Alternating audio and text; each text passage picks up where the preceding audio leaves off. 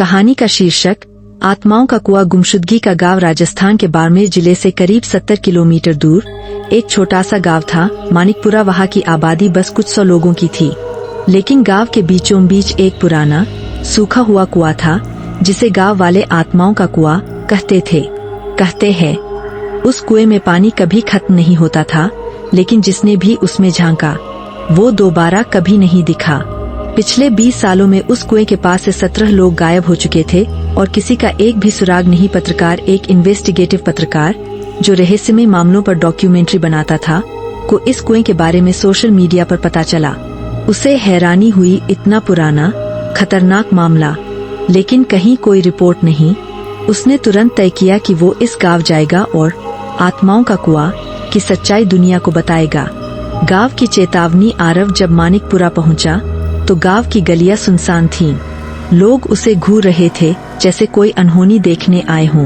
वो गांव के बुजुर्ग धनीराम से मिला। धनीराम ने कांपती आवाज में कहा, बेटा, उस कुएं के पास मत जाना। वो कुआं नहीं, नरक है। वहां से चीखें आती है और कभी कभी वो जो अंदर है बाहर निकलने की कोशिश करते हैं। आरव ने हंसते हुए कहा, बाबा, मैं सब रिकॉर्ड करूंगा और सच्चाई सामने लाऊंगा। पहली रात। उस रात आरव कैमरा, रिकॉर्डर और फ्लैशलाइट लेकर कुएं के पास पहुंचा। रात का सन्नाटा ऐसा था जैसे हवा भी वहां से डरती हो।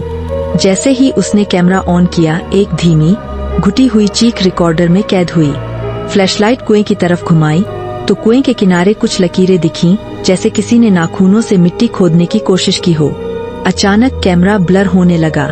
स्क्रीन पर एक अंधेरा चेहरा दिखाई दिया और फिर कैमरा बंद। कुएं की कहानी। अगले दिन आरव ने गांव की पुरानी लाइब्रेरी में कुछ दस्तावेज खोजे।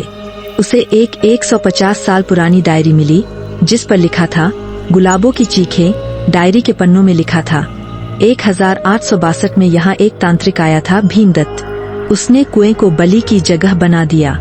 हर अमावस्या को वह एक लड़की की बलि देता और उसकी आत्मा को कुएं में कैद करता। गुलाबों उसकी आखिरी बलि थी, लेकिन